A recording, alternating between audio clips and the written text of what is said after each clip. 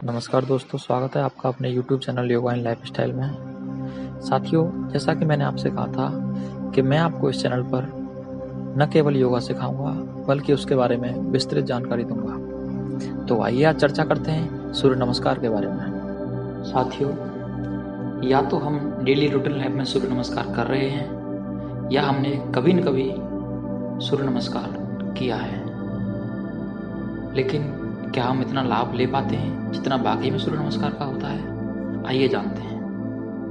आपको ज्ञात होना चाहिए कि सूर्य नमस्कार हमारे शरीर को ही नहीं बल्कि हमारे सूक्ष्म शरीर को भी अपनी चैतन्य शक्ति से जीवांत प्रदान करता है। यदि इस व्यायाम को प्रतिदिन नियम से किया जाए तो अन्य व्यायामों की अपेक्षा अत्यधिक लाभकारी होता है।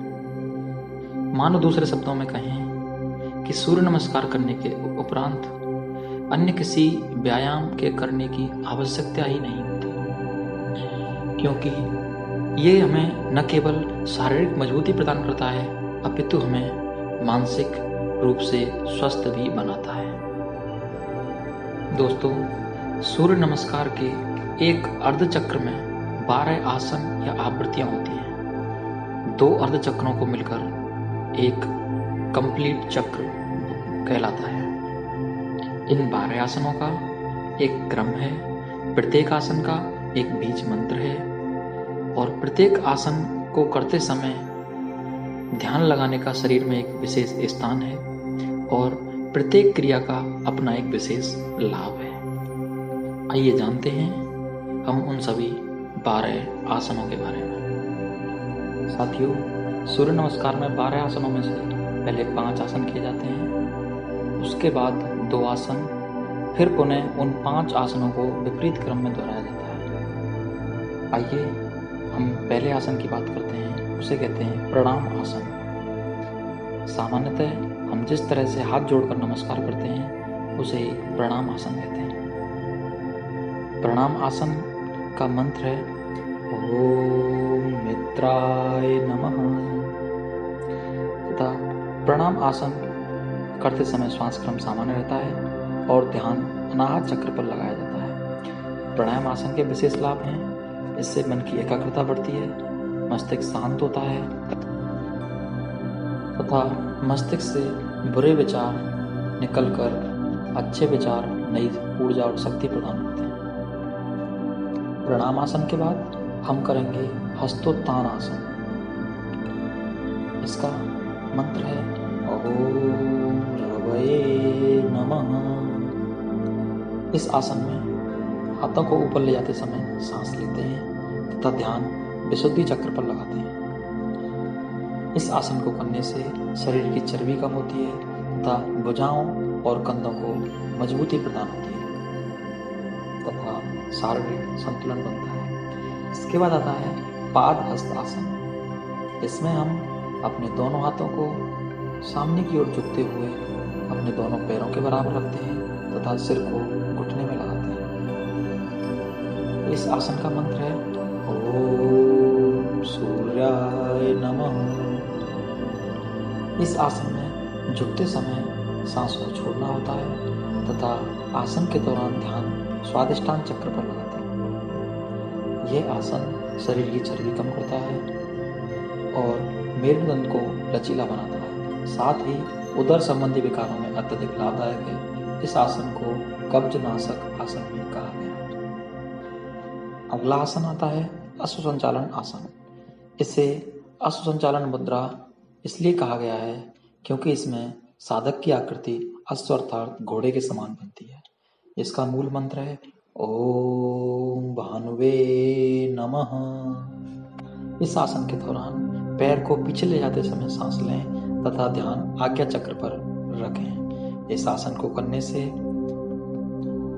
भी पेट तथा पाचन संबंधी विकार दूर होते हैं तथा तनाव को कम करने में अत्यधिक लाभदायक है। हाथों को मजबूती प्रदान होती है।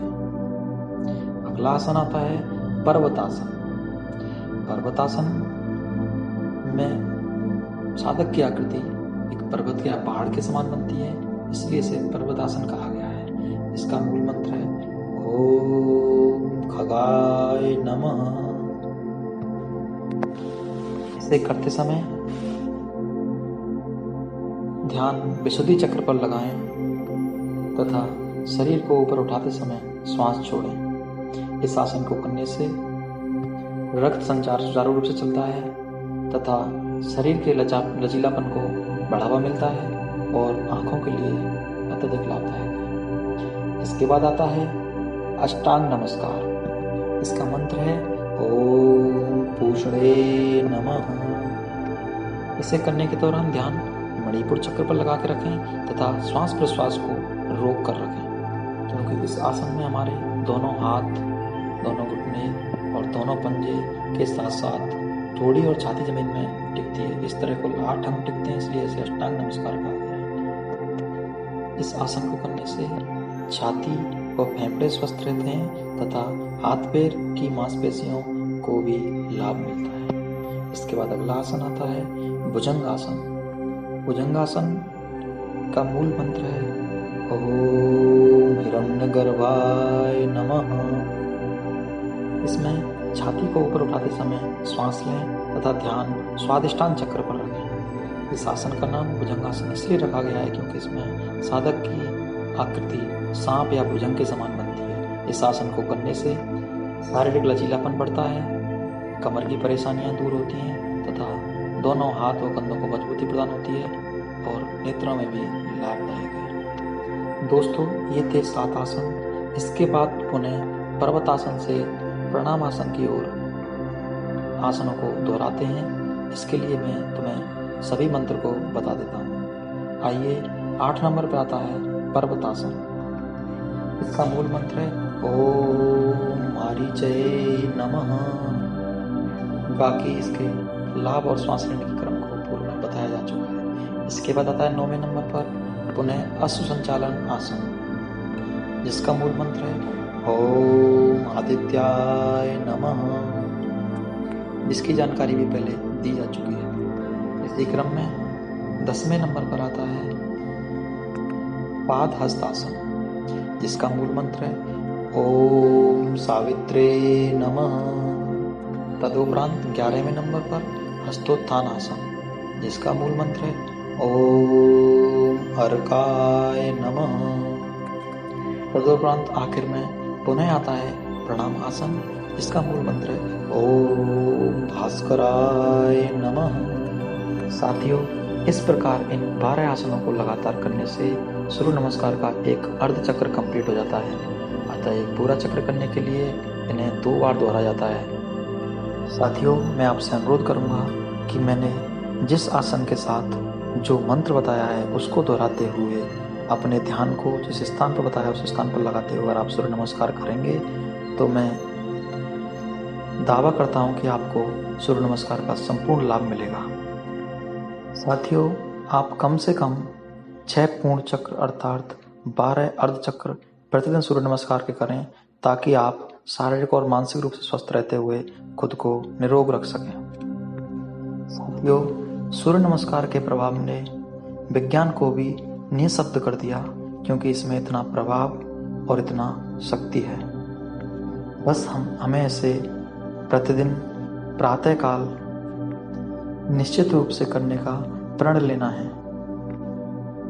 सूर्य नमस्कार को प्रतिदिन स्वयं करें और स्वयं के परिवारजनों को भी करने को कहें। साथियों, मैं आपको ये भी बताऊंगा कि यदि किसी को असाध्य रोग है या घुटने, कमर में अधिक दर्द रहता है या किसी के पेट में अल्सर इत्यादि की समस्या है, तो उन्हें यह आसन करने को ना। सीधे शब्दों में कहा जाए तो सूर्य नमस्कार करने के बाद शरीर का ऐसा कोई अंग नहीं बचता जिसे संपूर्ण व्यायाम नहीं मिलता। अर्थात संपूर्ण शरीर को एक साथ व्यायाम कराने का एकमात्र साधन सूर्य नमस्कार ही है, जो न केवल शरीर को सुडौल बनाता है बल्कि मन को एकाग्र कर बुद्धि को तीव्र करता है तथा नेत्र ज्योति बढ़ाता है। धन्यवाद। और साथ ही अगर यह वीडियो आपको पसंद आया हो तो आप इसे लाइक करें और शेयर करें, ताकि इसका लाभ संपूर्ण समाज को मिल सके। जय हिंद, जय भारत, वंदे मातरम।